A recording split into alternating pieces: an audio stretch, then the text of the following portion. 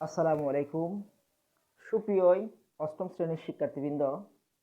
আজকে আমি অনুশীলনী 3-এর 24 নম্বর থেকে কয়েকটা ম্যাথ করানোর চেষ্টা করব। তবে কথা না বাড়িয়ে আমি সরাসরি ম্যাথে চলে যাচ্ছি। যেহেতু আমার হাতে কোনো বই নাই, আমি খাতায় লিখে রাখছি সমস্যাগুলো। 24 নম্বর, 2.5 মিটার গভীর একটি বর্গাকৃতি খোলা চৌবাচ্চায় 28,900 লিটার পানি ধরে। এর ভিতরের দিকে সীসার পাত লাগাতে প্রতি বর্গমিটারে 12.50 টাকা হিসাবে মোট খরচ কত হবে? তো আমাদের আগে একটা বর্গাকৃতি চৌবাচ্চা, এটা একটি বর্গাকৃতি চৌবাচ্চা যার এক মুখ খোলা। এখানে দেওয়া আছে 2.5 মিটার গভীর একটি বর্গাকৃতি খোলা চৌবাচ্চা। তাহলে বর্গাকৃতি মানে হচ্ছে এই যে এখানে খোলা চৌবাচ্চাটা, খোলা মুখটা যেটা আছে সেটা বর্গাকার, অর্থাৎ দৈর্ঘ্য আর প্রস্থ সমান। দৈর্ঘ্য এবং প্রস্থ সমান মানে হচ্ছে এটা বর্গাকার। এরকম একটি বর্গাকৃতি খোলা চৌবাচ্চায় পানি ধরে হচ্ছে 28,900 লিটার। তাহলে এটা বুঝতে হবে এখানে যতটুকু পানি ধরে ওই চৌবাচ্চাটার আয়তন তত। কেন? কারণ আয়তন যতটুকু, এর আয়তন যতটুকু, ততটুকুই আমরা পানি দিতে পারবো, এর বেশি পানি দেওয়া যাবে না। তাহলে ধরে নিতে হবে চৌবাচ্চাটায় যতটুকু পানি ধরে চৌবাচ্চাটির আয়তন হচ্ছে তত। তাহলে আমরা যেহেতু লিটারে দেওয়া আছে, লিটার থেকে আমরা চৌবাচ্চার আয়তন মিটারে নিয়ে যাব, অর্থাৎ ঘনমিটারে নিয়ে যাব। তাহলে দেওয়া আছে কত? চৌবাচ্চার আয়তন হবে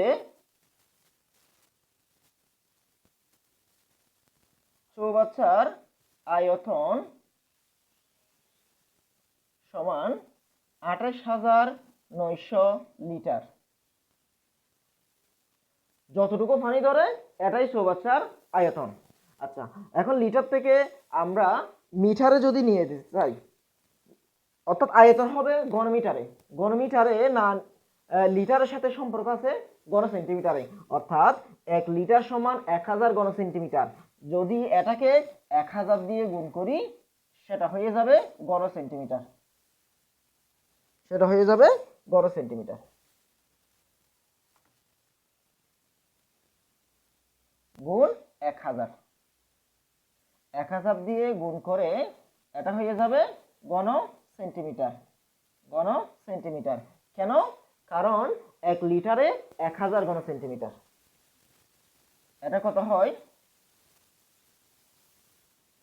গুণ করলে এটা আসে ঘন সেন্টিমিটার। ঘন সেন্টিমিটার নিয়ে গেলাম চৌবাচ্চাটির আয়তন। কিন্তু এবার এখানে দেওয়া আছে প্রতি বর্গ মিটারে, অর্থাৎ আমাদের হিসাবটা মিটারে করতে হবে। তাহলে মিটারে করলে সেন্টিমিটার থেকে মিটারে নিয়ে গেলে 100 দিয়ে ভাগ করতে হবে। সেন্টিমিটার থেকে মিটারে নিয়ে গেলে 100 দিয়ে ভাগ করতে হবে। কেন? কারণ মিটারে 100 সেন্টিমিটার, কিন্তু ঘন সেন্টিমিটার থেকে যদি মিটারে নিয়ে যেতে চাই 3টা 100 দিয়ে ভাগ করতে হবে, কারণ ঘনমানই 3 নির্দেশ করে। আচ্ছা, তাহলে যদি এটাকে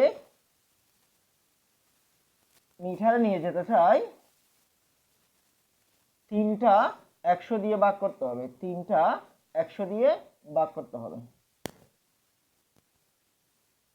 তখন এটা পরিণত হবে ঘনমিটারে, ঘনমিটারে পরিণত হবে। 3টা 100 দিয়ে ভাগ করলে ঘনমিটারে পরিণত হবে। তো এটাকে উপরেরটাকে যদি নিচেরটা দিয়ে ভাগ করি, এখানে শূন্য হচ্ছে 6টা, 1 2 3 4 5 6, তাহলে দাঁড়ায় 28.9 ঘনমিটার। 28.9 ঘনমিটার। এটা হচ্ছে চৌবাচ্চাটির আয়তন। চৌবাচ্চাটির আয়তন ঘনমিটারে নির্ণয় করলাম। আমাদের বের করতে হবে ভিতরের দিকে সীসার পাত লাগাতে প্রতি বর্গ মিটারে 12.5 টাকা হিসেবে মোট কত খরচ হবে। তাহলে আমাদের কোথায় কোথায় সীসার পাত লাগাতে হবে?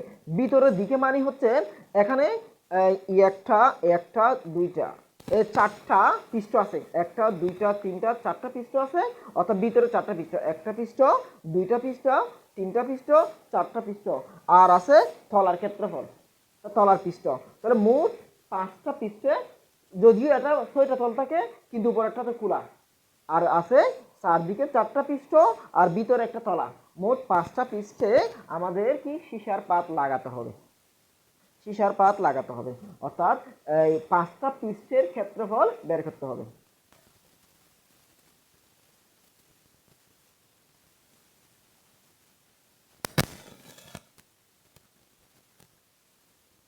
তাহলে যেহেতু 5টা পৃষ্ঠের ক্ষেত্রফল বের করতে হবে, এই চৌবাচ্চাটার আয়তন কত? চৌবাচ্চাটার আয়তন হচ্ছে 28.9 ঘনমিটার।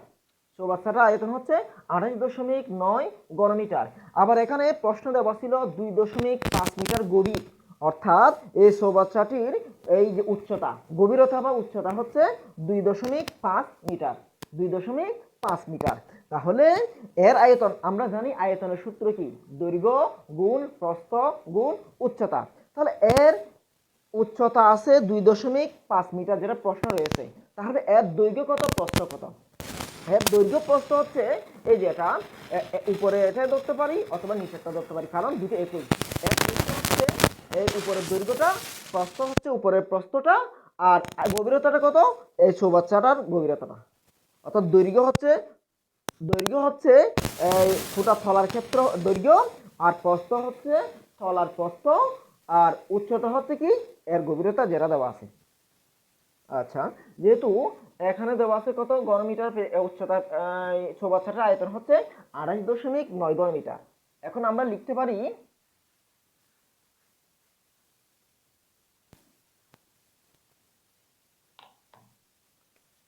দড়ি চৌবাচ্চার দৈর্ঘ্য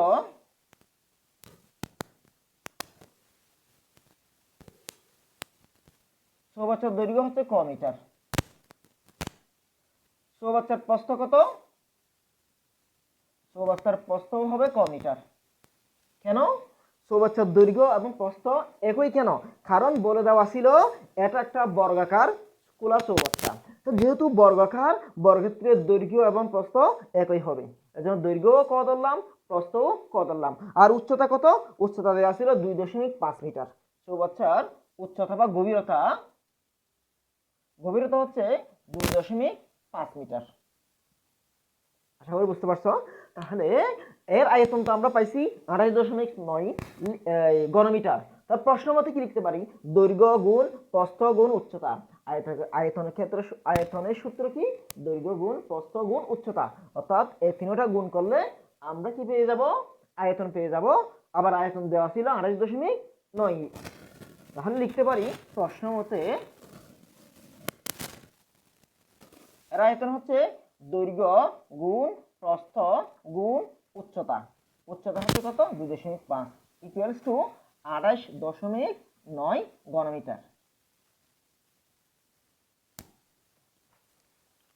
যেহেতু আয়তন দৈর্ঘ্য গুণ প্রস্থ গুণ উচ্চতা সমান, তার এটাও আয়তন চৌবাচ্চার, এটাও আয়তন। তো প্রশ্ন মতে দুইটা সমান লিখতে পারি।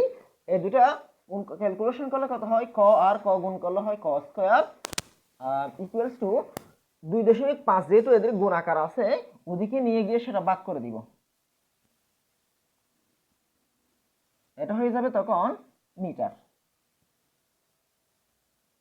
বর্গ মিটার। আচ্ছা আচ্ছা, এগুলো পরে লিখবো, এটা এখন লিখবো না। এটা ভাগ করে দিলে কত হয়? 28.9 ভাগ 2.5 সমান 11.500। অর্থাৎ ক স্কয়ার ইকুয়ালস টু 11.56। 11.56। এটা হচ্ছে দৈর্ঘ্য এবং প্রস্থের গুণফল। দৈর্ঘ্য এবং প্রস্থের গুণফল মানে হচ্ছে এর উপরের দৈর্ঘ্য যেমন তলার দৈর্ঘ্য, উপরের প্রস্থ হচ্ছে তলার প্রস্থ। বর্গাকার যেহেতু ছিল, এই ক স্কয়ার হচ্ছে তলার ক্ষেত্রফল। ক স্কয়ার হচ্ছে তলার ক্ষেত্রফল। তাহলে আমরা একটা পেয়ে গেলাম। আমাদের বের করতে হবে 5টা পৃষ্ঠ। এই 4টা পৃষ্ঠের ক্ষেত্রফল বের করতে হবে আর তলার ক্ষেত্রফল যেখানে যেখানে সীসা লাগাবো। তাহলে তলার ক্ষেত্রফল আমরা একটা পেয়ে গেছি। এখন আমাদের বের করতে হবে এই 4টি পৃষ্ঠের ক্ষেত্রফল। এই 4টি পৃষ্ঠের ক্ষেত্রফলের সাথে তলার ক্ষেত্রফলটা যোগ করলে তাহলে 5টা পৃষ্ঠের ক্ষেত্রফল পেয়ে যাব। আচ্ছা, এখন একটা পেয়ে গেলাম তলার ক্ষেত্রফল। এখন আমাদের এই প্রত্যেকটা পৃষ্ঠ বের করার জন্য আমাদের একটা পৃষ্ঠ যদি আমরা বের করতে পারি, একটা পৃষ্ঠকে 4 দিয়ে গুণ করলে 4টা পৃষ্ঠের ক্ষেত্রফল বের হয়ে যাবে। আচ্ছা, এখন এই একটা পৃষ্ঠের ক্ষেত্রফল বের করার জন্য আমাদের লাগবে কি দৈর্ঘ্য গুণ প্রস্থ।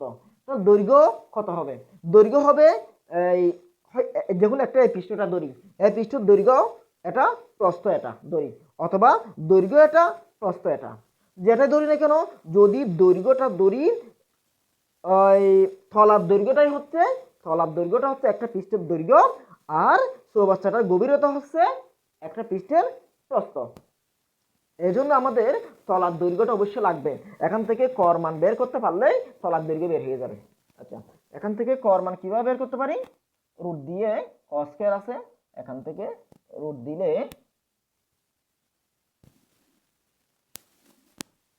বা ক রুট আর বর্গমূল আর স্কয়ার ক্যান্সেল, তাহলে কর মান চলে আসে কত? কর মান চলে আসে 3.4 মিটার। এটাই হচ্ছে তলার দৈর্ঘ্য। এখন আমরা তলার দৈর্ঘ্য পেয়ে গেলাম। তলার দৈর্ঘ্য যেহেতু পেয়ে গেছি, একটা পৃষ্ঠের তলার দৈর্ঘ্য কিন্তু একটা পৃষ্ঠের দৈর্ঘ্য, তলার দৈর্ঘ্য হচ্ছে একটা পৃষ্ঠের দৈর্ঘ্য, অর্থাৎ এটা পেয়ে গেলাম। এখন এর সাথে যদি ওই পৃষ্ঠের উচ্চতা গুণ করি, তো এর ক্ষেত্রে মানে কি একটা দৈর্ঘ্য একটা প্রস্থ, তো দৈর্ঘ্য পেয়ে গেলাম, প্রস্থ কিন্তু দেওয়া আছে কত? 2.5। যদিও চৌবাচ্চার উচ্চতা ছিল সেটা, কিন্তু যদি একটা পৃষ্ঠ হিসাব করি, এর পৃষ্ঠের দৈর্ঘ্য হচ্ছে কোনটা? তলার দৈর্ঘ্য, আর পৃষ্ঠের প্রস্থ হচ্ছে এই পৃষ্ঠের চৌবাচ্চাটার উচ্চতা। তাহলে কত কিভাবে আমরা এখন বের করব একটা পৃষ্ঠের ক্ষেত্রফল।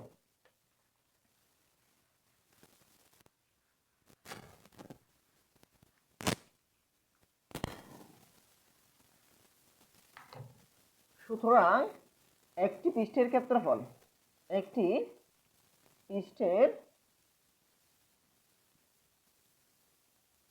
ক্ষেত্রফল সমান দৈর্ঘ্য গুণ প্রস্থ। দৈর্ঘ্য হচ্ছে কত? দৈর্ঘ্য হচ্ছে 3.4, দৈর্ঘ্য 3.4, প্রস্থ হচ্ছে 2.5। এই যে দৈর্ঘ্য হচ্ছে এর তলার একটা দৈর্ঘ্য, হচ্ছে দৈর্ঘ্য, আর প্রস্থ হচ্ছে, কারণ একটা পৃষ্ঠের ক্ষেত্রফল যেহেতু বের করতেছি, দৈর্ঘ্য হচ্ছে তলার দৈর্ঘ্য আর প্রস্থ হচ্ছে চৌবাচ্চাটার উচ্চতা বা গভীরতা। এটা দৈর্ঘ্য গুণ প্রস্থ, এই দুটো গুণ করলে কত হয়? 8.5 বর্গমিটার। এখন একটা পৃষ্ঠের ক্ষেত্রফল পেয়ে গেলাম। এর আগে পেয়েছিলাম আমরা তলার ক্ষেত্রফল। এখন একটা পৃষ্ঠের ক্ষেত্রফল পেয়ে গেলাম। এরকম কয়টা পৃষ্ঠ আছে? 4টা পৃষ্ঠ আছে। তাহলে এটাকে 4 দিয়ে গুণ করলে 4টা পৃষ্ঠের ক্ষেত্রফল পেয়ে যাবে। 4টা, সুতরাং 4টা পৃষ্ঠের ক্ষেত্রফল সমান 8.5 গুণ 4 সমান কত হয়? 8.4 গুণ 5 গুণ 4 সমান হয় 34। এটা হয় 34 বর্গ মিটার।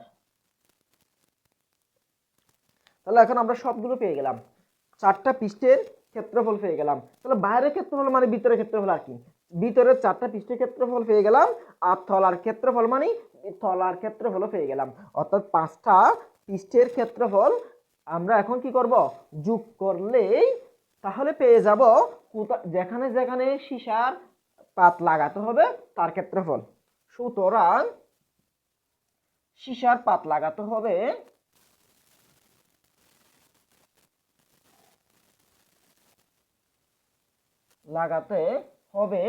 সমান 34 যোগ তলার ক্ষেত্রফল কত ছিল?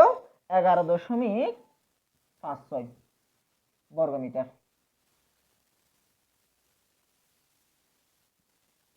তাহলে যোগ করলে কত হয়?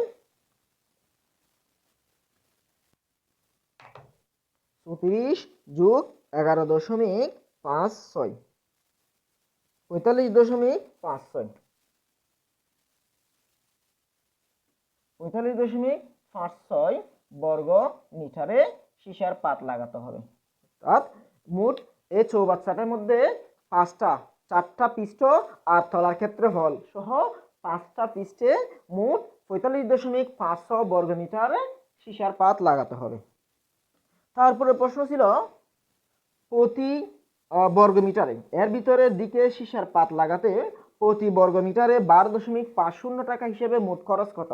অর্থাৎ 1 বর্গ মিটারে খরচ হয় 12.50 টাকা, এত বর্গ মিটারে কত খরচ হয় সেটা বের করতে হবে।